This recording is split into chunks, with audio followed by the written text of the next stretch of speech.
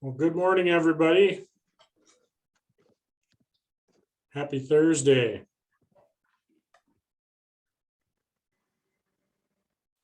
Good morning.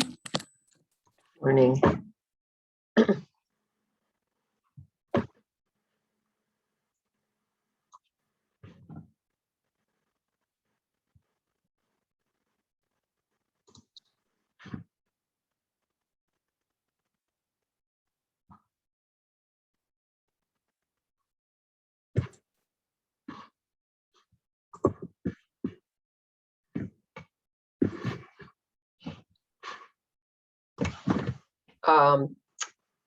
Zach, I know that one person, I think Kieran is going to be here, but a little bit late.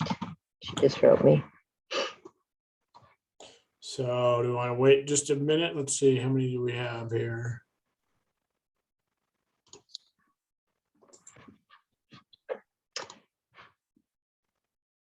I wouldn't necessarily wait for that particular person. She's Okay, at a classroom she's managing. okay. Well, it looks like of the task force, I count 7 folks at the moment. Okay.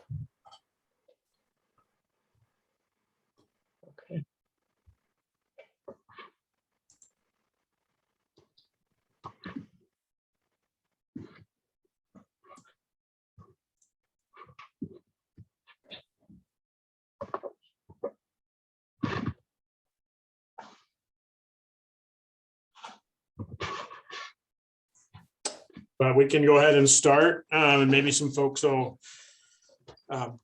join us here in a minute. Just want to be cognizant of the fact that we do not have a quorum as of yet today. So, but we can move forward with the conversation.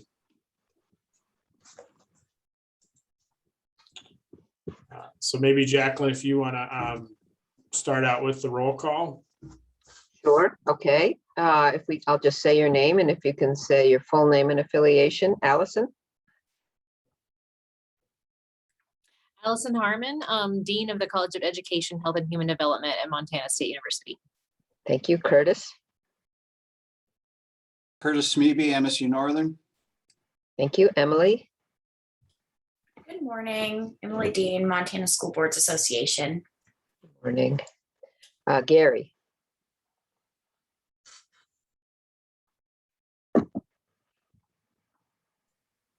Gary, are you able to unmute?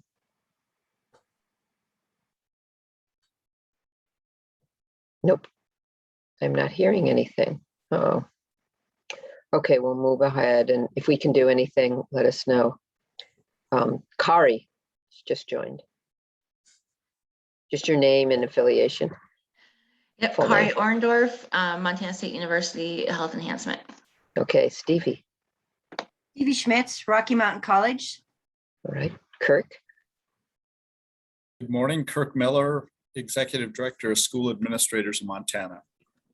Very good. McCall. Good morning. McCall Flynn, Executive Director at the Board of Public Ed. Okay, and then I see Tracy. Good morning, everyone. Tracy Mosman here at the Office of Public Instruction. Excellent. I think I've covered all of the task force members. And of course, we have Tristan.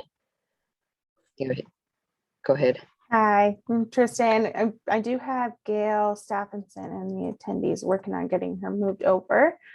Oh, there she goes. Awesome. Gail, welcome. If you could just say your full name and your affiliation. Gail Stephenson, Richland County Superintendent. Good morning. Good morning. Thank you. And Zach. Zach Hawkins, Director of Aiding Ed for All at Montana Office of Public Instruction. Good to see everybody today.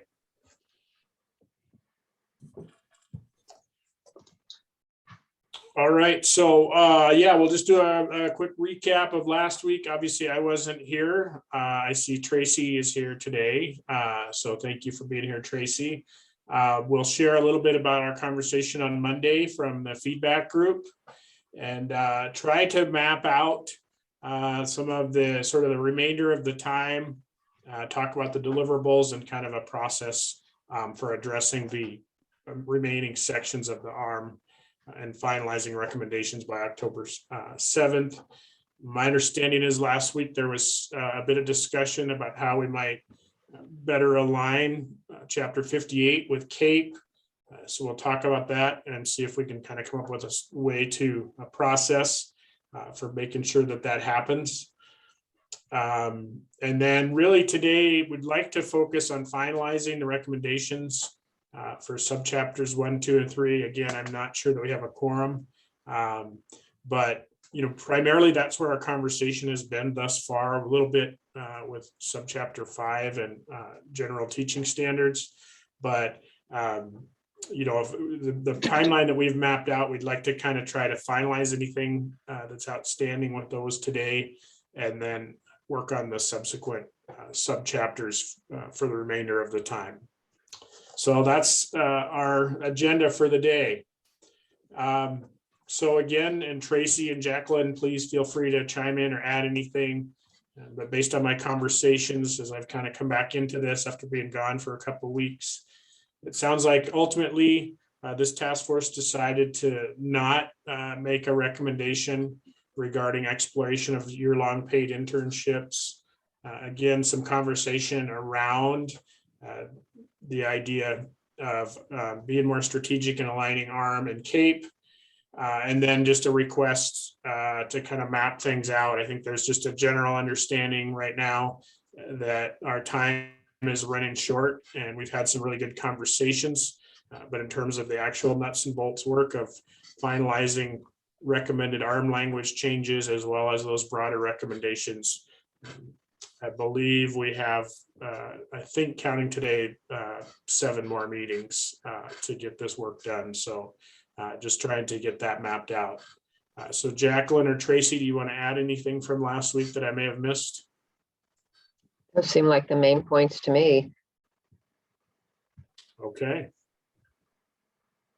Anyone on the task force or that's here have anything to add?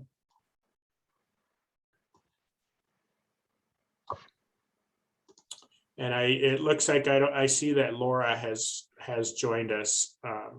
Laura, do you want to just say hello really quick?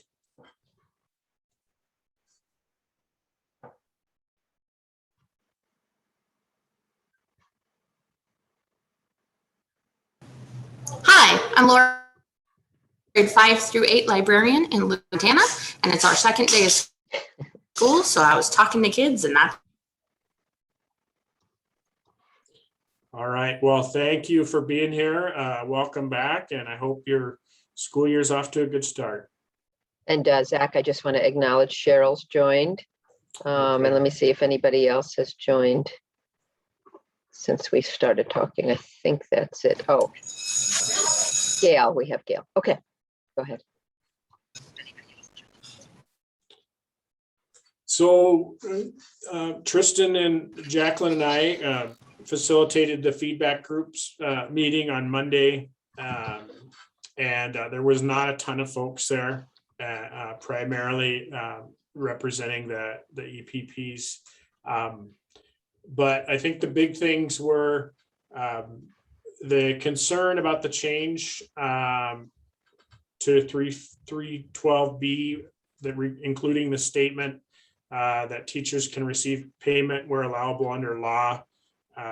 On the part of them, there's a lot of concern about how this would impact their placements, particularly if candidates had options to, go where the money is, so to speak, in terms of, if they're trying to find a placement and one place is paying and another place isn't, that could present a challenge both in terms of equity for the students, for the candidates, as well as just for the programs in terms of trying to manage the placements. Additionally, just a comment about one of the goals of this task force is to have more diversity of experience. And the feedback was that if some places are paying and other places are not, that potentially, the places that'll be paying will probably be the larger schools and districts, and probably less likely that the smaller schools and districts would be able to do that. And so just a concern that that would actually negatively impact the idea of having more diverse experiences for candidates. I did try to explain that really this was sort of a partner with the idea of the paid internship. In other words, this was kind of put in place with the idea that it would open the door for exploration of paid internships. I think that was the general idea behind this when this recommendation was made. But that was the feedback. It was pretty overwhelming that there was concern about that. Also, just that, that adding these subchapters on Indigenous language, ESL and ASL would be a heavy lift within the timeline that we have. There was strong agreement with the idea of aligning Chapter 58 to CAPE, and also just a suggestion that we have Jay Eagleman and Jennifer Smith from Macy on this task force, but that any conversations around Indigenous language endorsements should also include tribal college representation. So those were kind of the big things. Jacqueline, do you have anything to add? No, only that we said we would share this with the task force. And I'm sure they're going to ask about the first bullet, to whether we're going to clarify that or make clear what the intent is and what the intent isn't with that additional language. Any comments, thoughts from the task force members? Zach, can I ask a clarifying question on that first bullet? Sure. Are they concerned about the conversation regarding emergency authorization and educators potentially being paid under emergency authorization, or was this more around that year-long mentorship? Because I think the emergency authorizations that we're granting to districts are really, as the rule says, as a result of a district posting a position and not being able to fill it. And so I would think that is not necessarily the big AA districts, and would be some of those small, more rural school districts. So I just was wondering what their conversation was there. Yeah, I don't recall a lot of conversation about emergency authorizations. I think it was more through the lens of the idea that if they're placing, in their role of helping students get placements for their student teaching, that if there's money for some and available and not money for others, that could create some logical challenges as well as equity issues. Emily has her hand up. Yeah, I listened to the feedback group on Monday, and what I had come away with was I think there was a misunderstanding of what the law currently says. That's what I gathered from it, because the law right now does not say can't be paid. It just says that in a non-salaried status, but that does not exclude hourly, a stipend, reimbursement of the cost of tuition. I mean, lots of things that you could do that would still be within the law, which was all our change says, was that consistent with what's included in MCA. So what I had taken away from that conversation was that there was just not a clear understanding in that group of what the law currently says. I agree Because with right that. now, all it says is non-salaried. It doesn't say anything else. Thank you for bringing that up, Emily. Yeah, that was kind of part of it as well.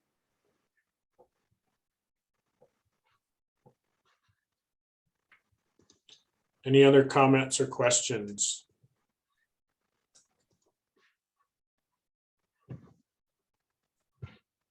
All right.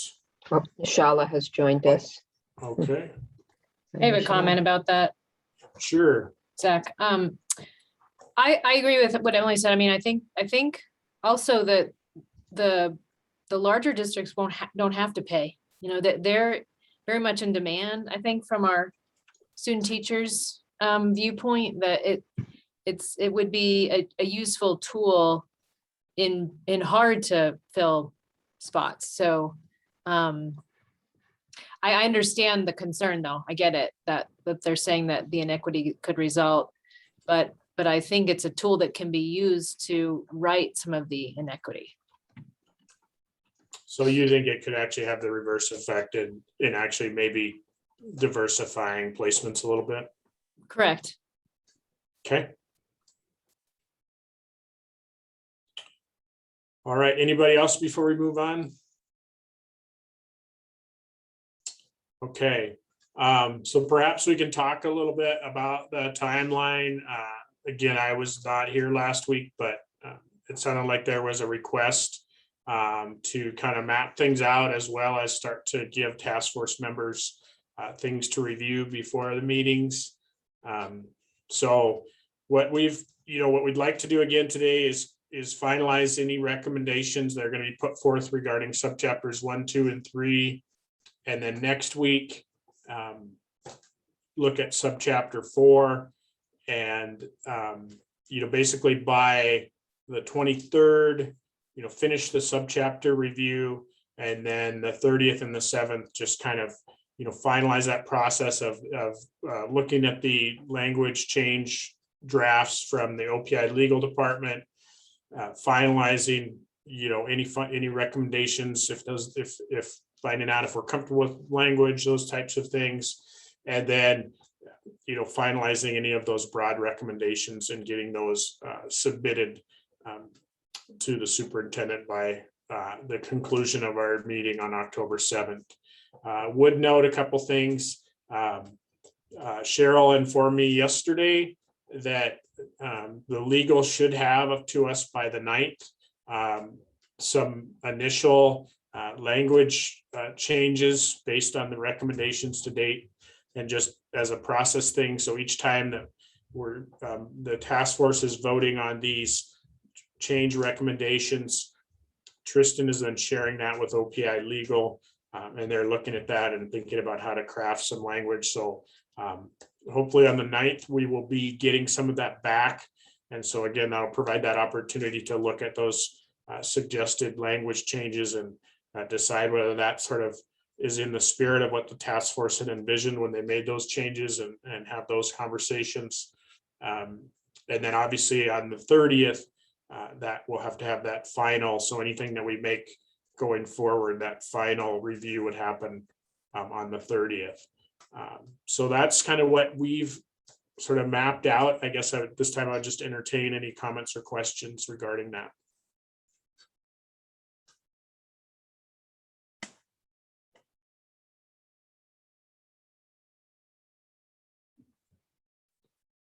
Okay.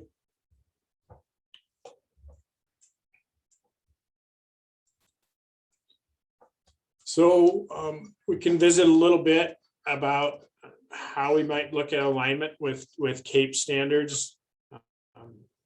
So one of the things that came up in the conversations that we've had as co-facilitators is that not necessarily everyone on this task force has a really strong background with regard to CAPE, and probably the best folks to try to look at those alignments are those that do.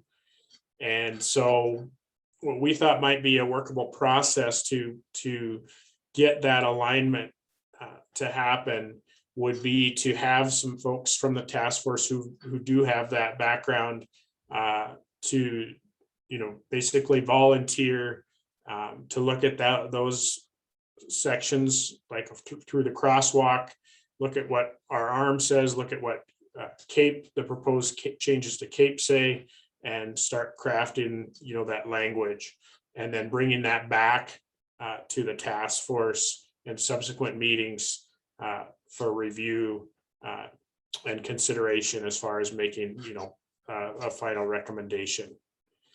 So I guess I would entertain any conversation and or thoughts from folks that might want to be a part of this.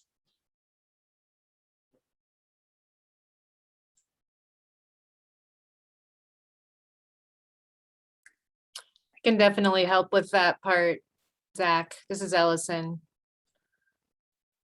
Okay, Our, Awesome. from what we looked at today, subchapter 3 are the standards that could be aligned better with CAPE, and they really match the CAPE standards in headings, but we can just update the detailed language. Yeah, that's kind of my observation as well, looking at the crosswalk. Stevie has her hand up. Yeah, go ahead, Stevie. I'd be glad to work on that as well. I think both chapters 3 and then the advanced standards chapters need a little dust up and a little work to bring them up to current CAPE language. But I'm well versed in that and would be glad to work on it. Well, thank you for volunteering. Curtis has his hand up. I'd also volunteer to do that, help with those alignment. Okay.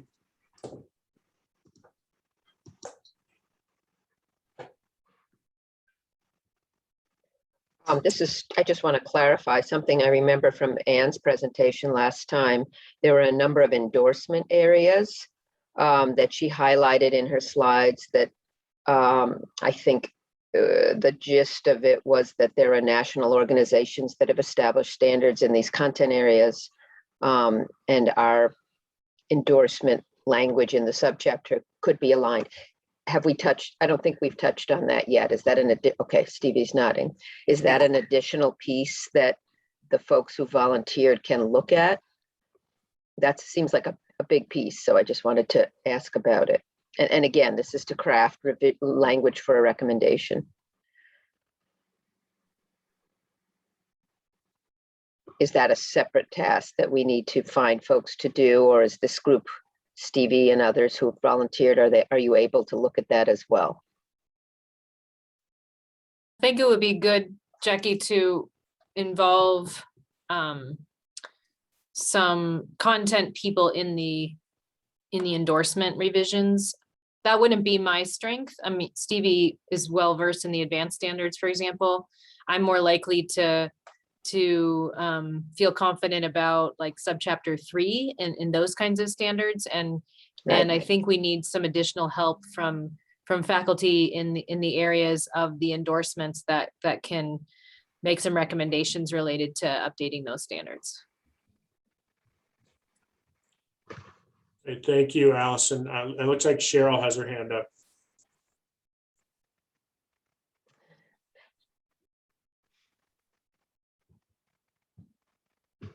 And we don't see her. Uh-oh. All right, we'll have to come back. Oh, remember to unmute. There we go. I believe Dr. Mergel at the OPI is also taking a look at the endorsement area and would probably be able to help facilitate pulling folks together. So we have alignment from EPP to licensing. Thank you. That's great. Okay.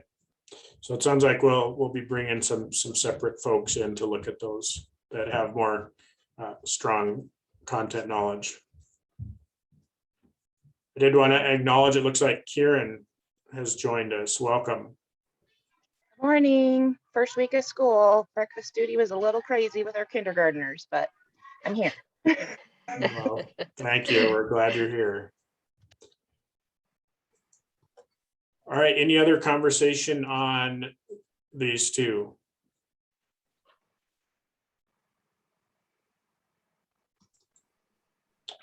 Okay.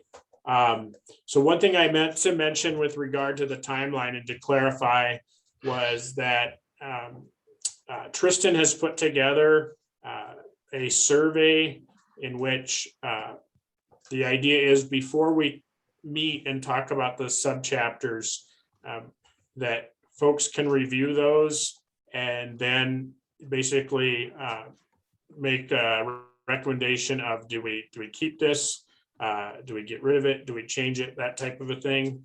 And then she can compile those prior to the meeting. So when we have the discussion around possible changes and recommendations, that folks have kind of already weighed in. So if you know there's a bunch of sections where it's pretty clear that there's not a strong need to make any changes or do anything. We can just, focus on the ones that do seem to be of interest in terms of revision and steer our conversation that way. Now, I know we sent that out, I believe it was Tuesday afternoon. I don't know that anybody actually did the survey for 1, 2, or 3. So at this point, I guess we can just kind of talk about, what might be left there and what changes we might need to make. And we can certainly pull up the tracker if we need to do that. I see Stevie has her hand up. Thanks, Zach. I did have a chance to go through the alignment for CAPE. In regards to chapter 3, I just wanted to add that I think there's some minor changes that will need to happen in 3, 11, 12, 13, 14, and 15. So I guess I'm saying I don't think that we'll be ready to vote on that until this subcommittee meets and talks about those 5 areas. Yeah, I understand that. And I believe, I'm not sure that we have a quorum yet. I believe we're at 12 task force, and I believe we have to have 13. So just want to point that out as well. But thank you for, that would be perfect if those were ready for next time so that we could look at them and vote. Thank you. Emily. I was also going to say too, we were going to vote on a change to 312 a couple weeks ago, but we didn't have a quorum, so I just wanted to flag that. Can we pull up that tracker that shows that proposed change and discuss it? Sure, give me just a moment here. All right.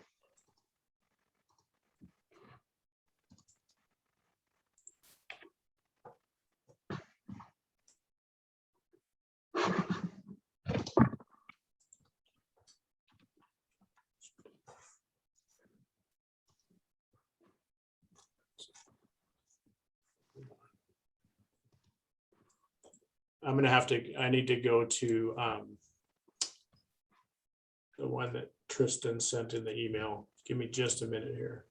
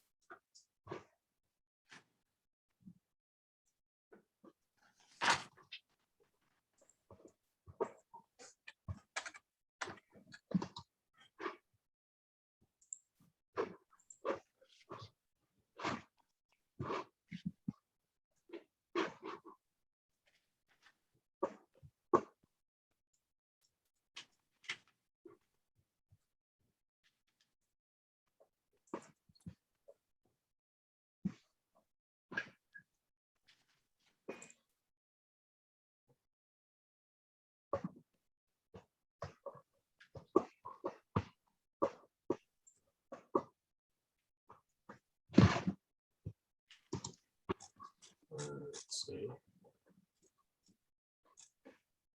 Okay. I apologize. I'm not finding that. Tristan, you don't happen to have that handy, do you? Yeah, I'm trying to find it too for you, Zach. Okay. I think I've got it here. Is it on the Google page or is it just in your email? Oh, it might be. I'm sorry, guys.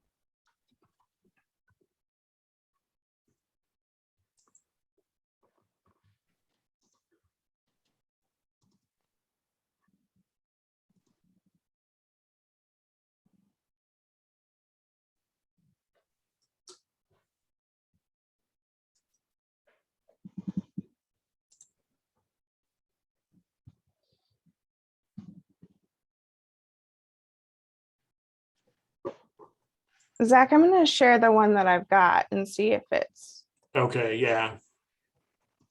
There's no language I think I changes. actually have it as Yes well. or no to language changes? this They one. said they make changes. They were gonna vote. but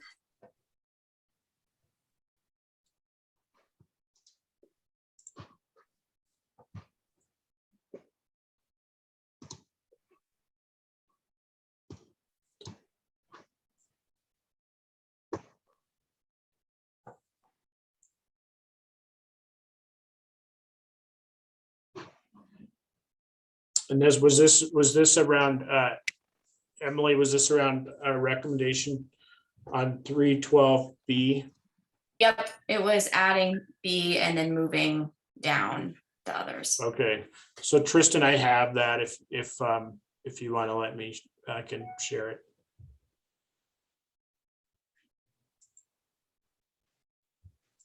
Thanks, everyone, for your patience. So yeah, I think it's right. That's it. Okay.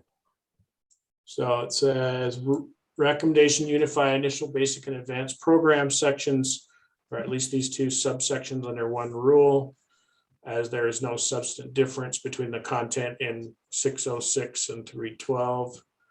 And then to add a new B that must allow a candidate to serve in any district of the candidate's choice that is willing to partner in providing clinical practical experience. So are those the two you were referring to, or just the one at the top? Yeah, well, specifically the second one, because it sounds like when this subgroup will get together, that's something that they will clarify as to, what goes where. It sounded like in the conversation before, the concern was not being aligned, which is totally fine. But that second piece, we think is really important. And you had it in the advance too, right, Emily? Yes, it was in the advanced as well. Yep.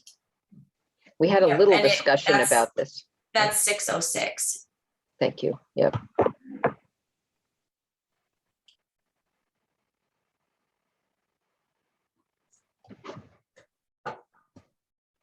We had a bit of discussion about this, but we did not vote on it. And it would be good to continue that discussion and see where we're heading, I think.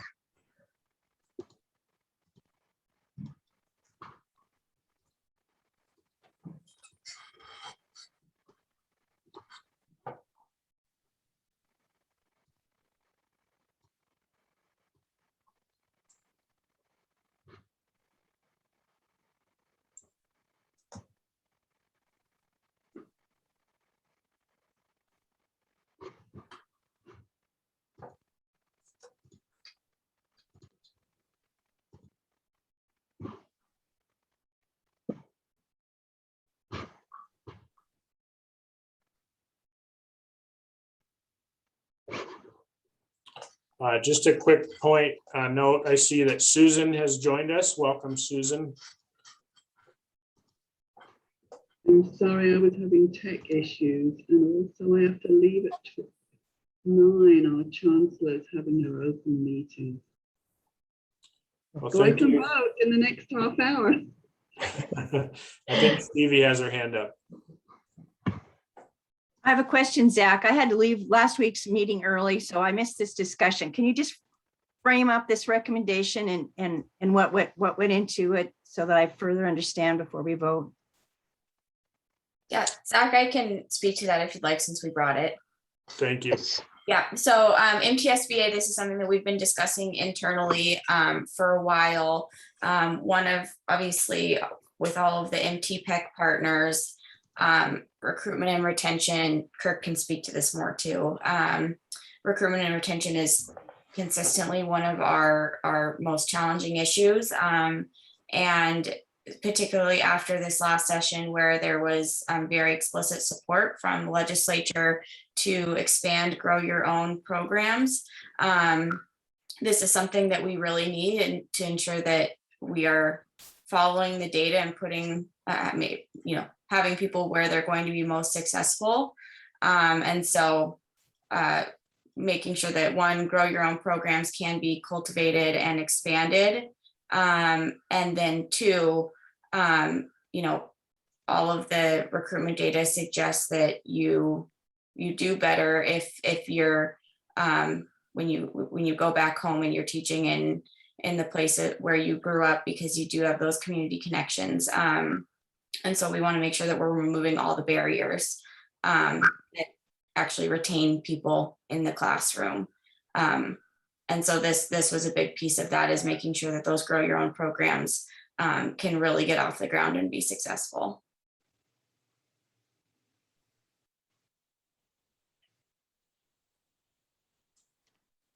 And I don't know if Kirk has any context he'd like to provide either, but.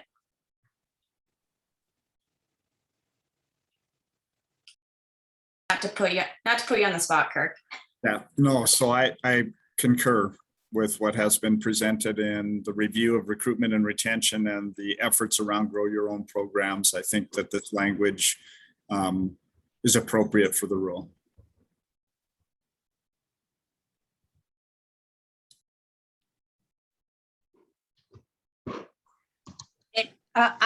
A question about the language. I understand what you're saying about recruiting and retention, and I think that there's an effort to try to support that, but the must allow a candidate perhaps presents some problems to EPPs. For example, I have two students from Alaska who would like to go home and teach, but the supervision issue becomes paramount in our providing support to them in that important seminal experience. So I don't know if we want to use must or encouraged or something, but I think that could put EPPs in a really tough situation if we're that broad and that prescriptive about it.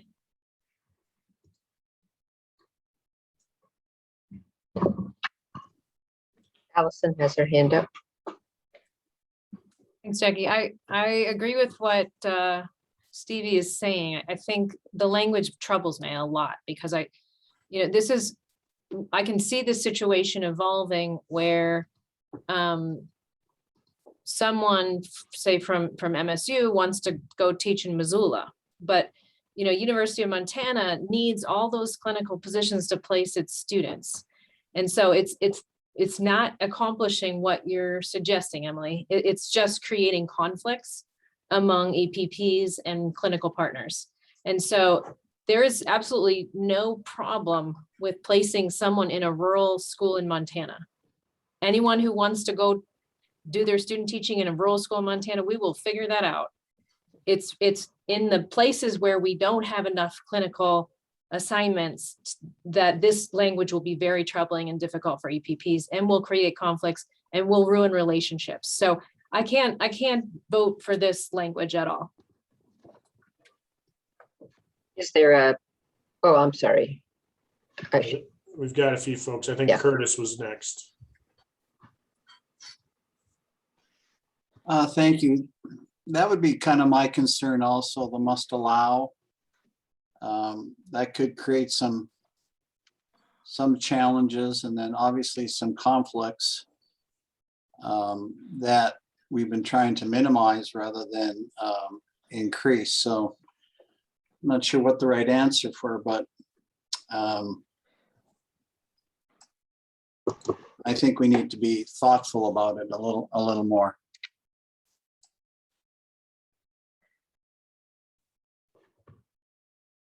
Okay, let's see. I think Susan. Yes, I just wanted to piggyback on what Alison said.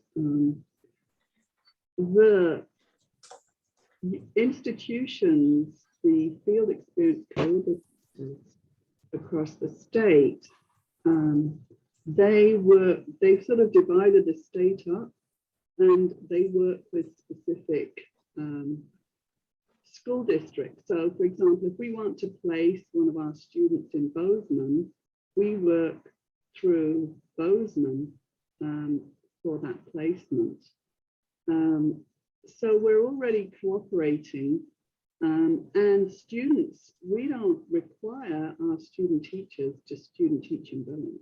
They can go out of state they can go anywhere in Montana, but we then work with that field experience coordinator at that institution that is designated for that area. So I think we're already allowing students to student teach where they want to. One of the issues we have with student teaching in rural areas, we do have students who want to do that, who want to go back home.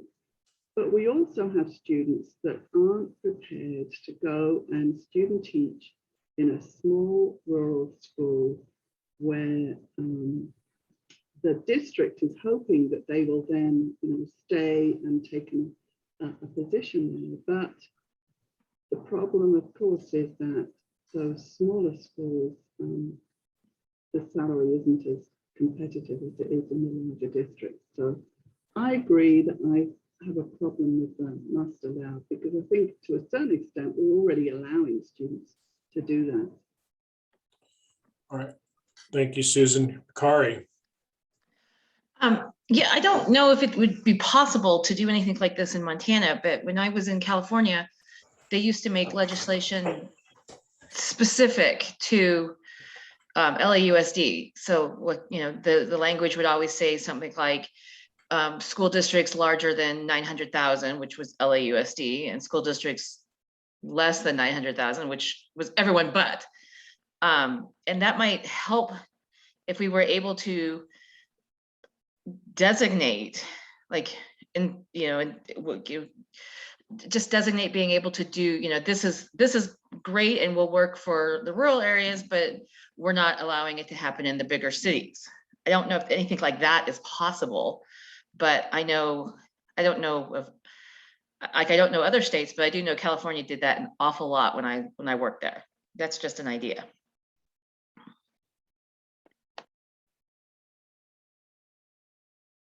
Thanks for sharing that.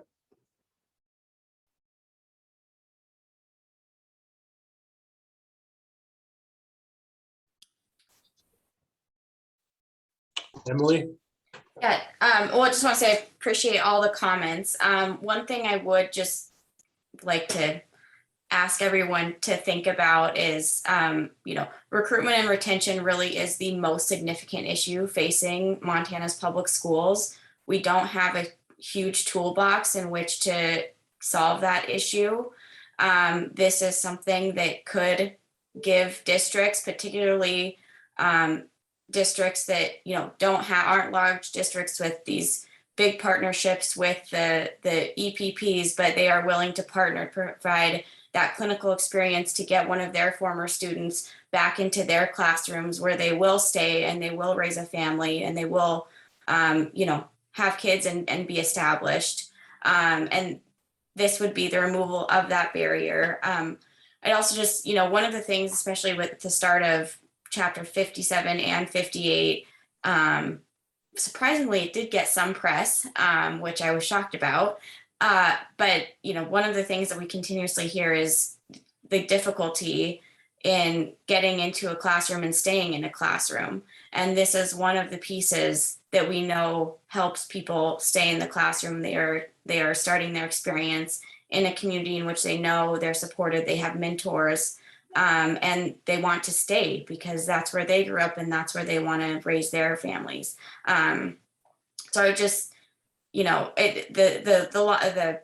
change does say that it says that is willing to partner in providing a clinical practice experience. So, it's not like you're going to be running into big barriers here in terms of convincing a district. It has to be a willing partnership. And given that we have so few resources and tools to manage recruitment and retention in Montana and really improve it, this is, a line that we think would help at least start opening that door. I understand that logistically it might be more difficult, but we have a crisis and it's not been solved, and we really need every tool in the toolbox to do that.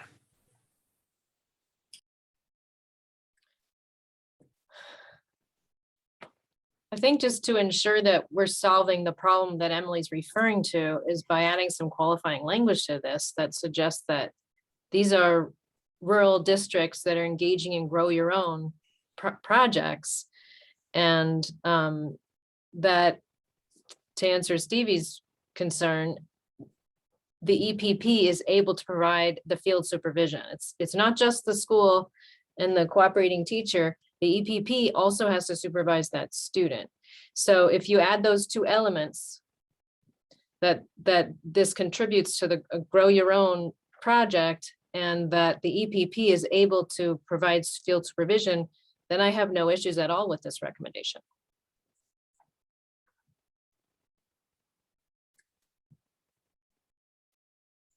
Curtis. Thanks, Zach.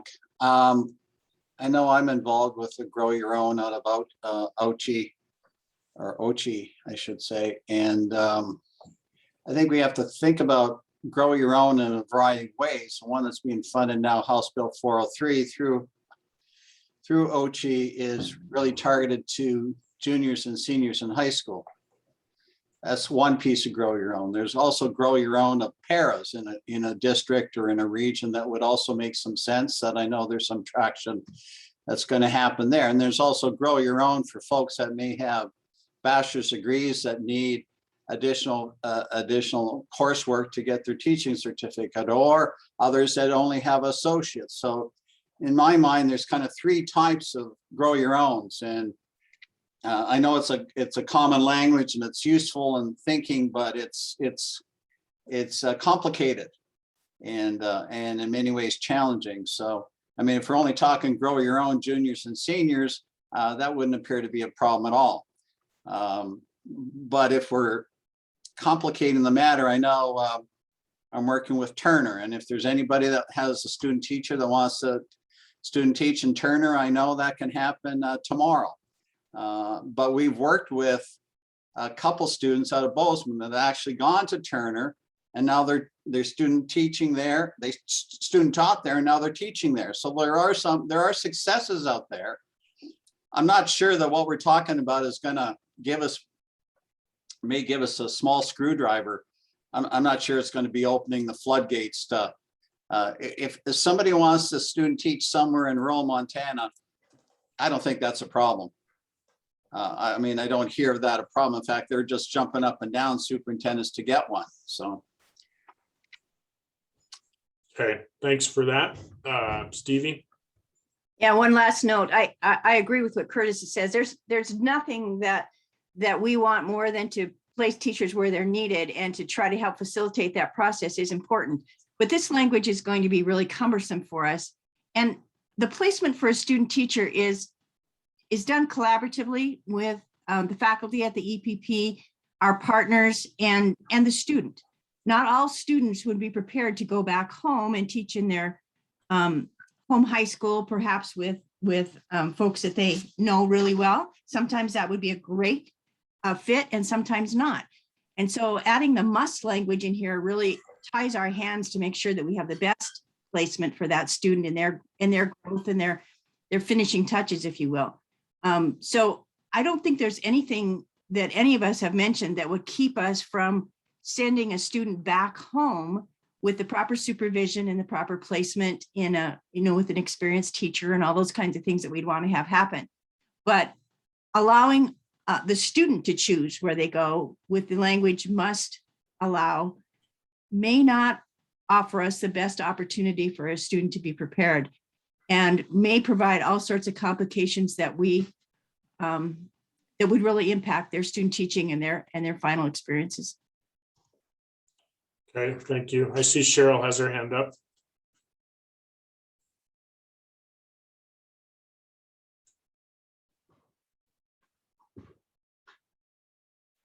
Cheryl, you're muted. I think I just like hearing myself talk to myself, maybe. I would remind folks that Grow Your Own is not a new concept. It has been around for decades upon decades. So there's, as you said, there's lots of complexities. I think it's really important that recommendations that we look at do not become more complex, but they actually simplify the work and effort What resonated with me is Article 10 of our Constitution that said the purpose really of our education is to ensure the full education potential of each person. In order to do that, it requires stewardship and it requires the individual's choice. And I think the conversation is around both of those, the ability of the candidate to choose, but also the responsibility of stewardship. And I appreciate the element that so many pieces are in play, and absolutely appreciate the commitment of our partners to do everything they can to support the local district. So I think what we're all agreeing on is that need to work collaboratively to solutions at the most simple level possible. So it really challenges, as we look at recommendations, we're also looking at the simplification of implementation. We're finding far more complex systems in which people are seeking workarounds all the time, which is a factor that it's a problem with the complex system if people need to work around it. That's what I wanted to add. Thank you. Thank you, Cheryl. Curtis, did you have something else you wanted to share? I did. In some C schools, there aren't enough teachers that would qualify as supervising teachers with that minimum experience level. So we see that as a more of a complicating problem. So the district would like them, but they really don't have anybody that's, at least based on our standards or practice, that feels that that role. I mean, we're seeing now where, there's emergency certificates being given to student teachers to teach and be paid in a variety of districts. And those are not all in small schools either. Those are in large districts, AA schools, we know. So that's, I think, highlights where we are, and it doesn't appear like it's going to get any easier over the next year or two, at any rate.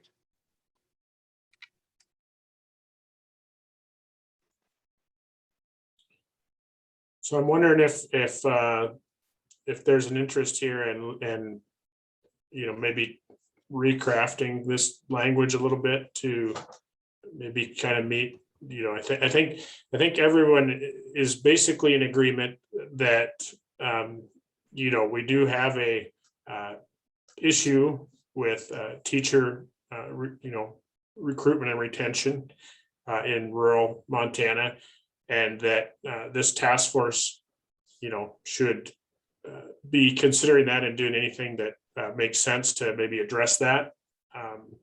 But I think what I'm hearing is the language as it exists right now, and particularly with the must allow piece being in there,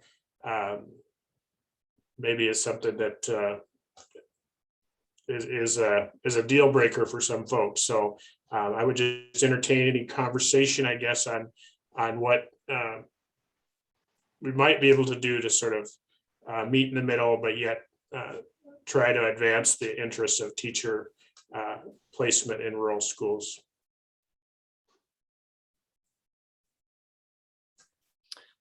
I'd be happy to maybe work with Emily on just a revision of the language so that it accomplishes what the School Board Association is aiming for, but doesn't create the opposite problem. Because what I see with this language is that it's not solving the problem we want to solve, but it creates another problem in that we will have more students who want to teach in big districts, not small districts. And we must place them, right? So that puts us in a really hard position. I think we should make this solve the problem we want to solve, which is placement in rural places. We would be open to that.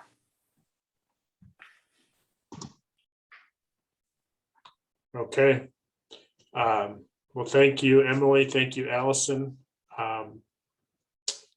So Nishala suggested, I'm so sorry, Zach. Nishala suggested some possible language for Allison and Emily and others to think about. I just wanted to point that out. Okay. Thank you, Nishala. Thank you. So instead of saying must, could you just say provide opportunities? Okay, we don't have to talk about it. I just wanted to point it out. Okay. So we will assume that will be forthcoming at some point in the near future. All right. Well, thanks everybody for a robust discussion on that. And thanks again, Allison and Emily. Any final thoughts on that? Okay. Anything else in subchapter 3 or 1 or 2 that folks think it's important to talk about today? And this is, of course, beyond the CAPE alignment language that's going to be crafted by a couple members of the group. Okay. Correct. Gary has his hand up. Gary has his hand up. Yeah, good morning. I'm just curious, I may have missed this earlier, but the way I'm reading subchapter 2, that's all been repealed. So I'm just curious are those still under consideration, or why were they repealed? We have the option to bring them back if we need to. We didn't think that was likely, but we just wanted to be thorough and put it there so folks could see it. Yeah, and that is sorry. Yeah, that is something that was clarified, is that this task force does, have that option as well to recommend reinstatement of items that are repealed. So just in that process, we wanted to make sure that that was on the table.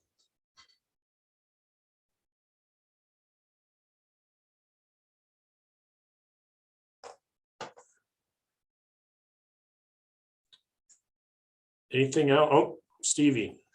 Yeah, I have one question I've been mulling over since this came up about emergency authorization. Cheryl, do we have any information how many teachers are placed in classrooms, do their student teaching under emergency authorization with the full responsibility for a class and get paid for that? I mean, is that getting to be a bigger thing than I imagine?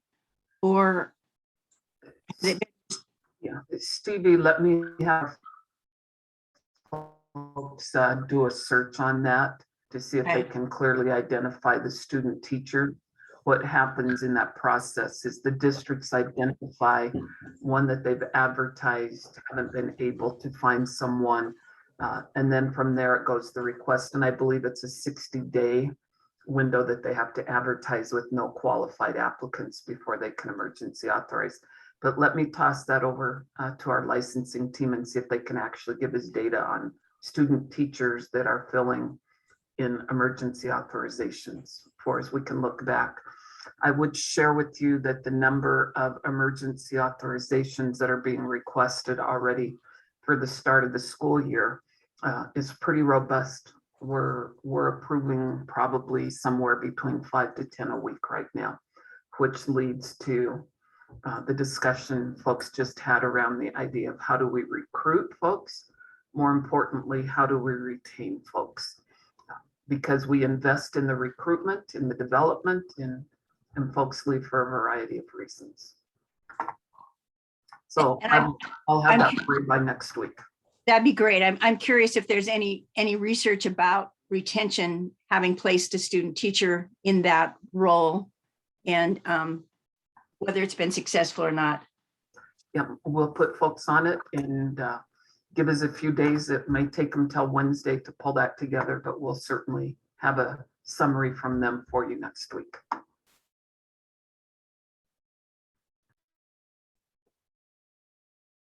Thank you, Cheryl, for that.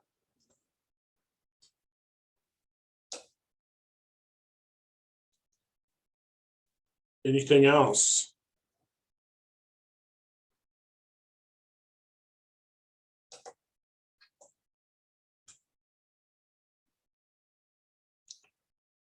Okay, I'm gonna stop sharing this. And go back to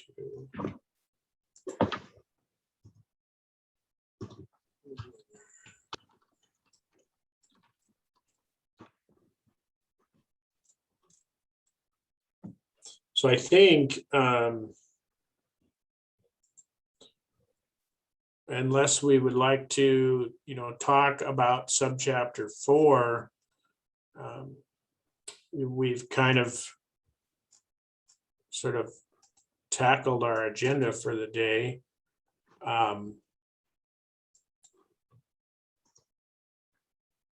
So it sounds like, with regard to subchapter 3, I'm not hearing any desire to address anything else in one, or change any of the items in subchapter 2 that are repealed. I think with regard to subchapter 3, we need to have the CAPE folks kind of look at those and bring back those recommendations, as well as Allison and Emily address item, I believe it's B or D in 312. And I think those would, when we reconvene, that those will be ready to go and discussed. And when we meet on the 2nd, we can begin to look at subchapter 4. I would ask, I guess, that the task force members do look at the survey that Tristan has sent out, and try to get through at least subchapter 4 by next week. That will give her some time to sort of compile that, and again, look at where there seems to be the collective interest in making some possible change recommendations. But unless there's other things that folks would like to discuss today, I think our work here may be done. McCall. Thanks, Zach. I just have a quick clarifying question. So subchapter 4 looks like it's all been repealed as well. And so I'm just curious, and I didn't look at the transfer and repeal table yet on subchapter 4, but I'm just curious, like your comment about being able to bring some of these back. Does that happen often? Or what is the process for doing that? I guess I'm just curious, because I just think that's interesting. Not that we couldn't do it, obviously. I just wanted it to be done. That was my oversight, I think, McCall, because I was just trying to map this out. So maybe we don't, need to, or we can look at 4 and 5 next week. 5 may be an area that, there is more need to have a discussion. So, I'm certainly open to that. I think that's what we meant, 5, and we just made a mistake. Yeah, sorry I mean, about if we that. just did 4 and 5, that would make more sense, just knowing that 4 has all been repealed, if folks want to take a quick look through that. But 5 obviously is the biggest section and may take more time anyway. So, okay, thank you for the clarification. No, that's a great point, and we can certainly make that change. We want to make the best use of everybody's time. So that would, yes, include, when you go through the survey, then please look at subchapter 5 as well. And, we'll kind of assess next week where we're at. We may need to spend some additional time on 5 on the 9th if we're not through that. But I think Stevie has her hand up. Zach, I just want to ask that as we adjourn, if we could have Curtis and Allison and I stay on for just a minute to find a time to meet or talk about our assignment. You bet. And there's a comment about a section that still might be in subchapter 4 that's still active. I'm looking. Can you tell me which subchapter that is? So 10.58.410, professional education. It's the On only my one that doesn't say repeal. Mine says it is repealed, so that's worrisome. Oh, that's strange. Can you check again? I just made a copy of it, so this is my copy of it. Wow. All right. They just We'll have to get clarification on that. We certainly will. We'll let you know, and if it needs to be discussed, we can. It is repealed in the actual arm. You just have to go to the administrative rules as they are listed on the Secretary of State's website. Okay. Which I'll throw in here right now just so you can see it. Thank you. I wasn't looking at that one. I just wanted to make sure we weren't gonna accidentally toss one aside. Yes, thank you. Appreciate it.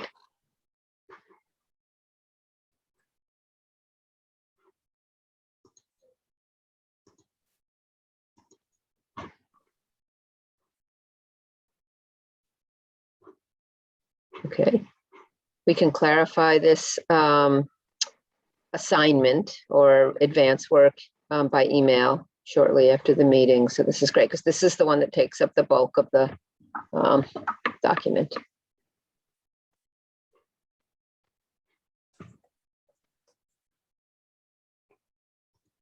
All right. Anything else today before we adjourn? And we will leave this open for the folks that want to chat about CAPE.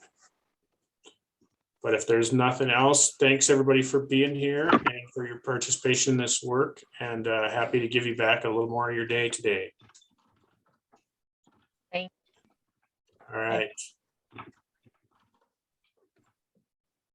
Thank you. Have a great day. Thank you, Thanks. everybody. Take care.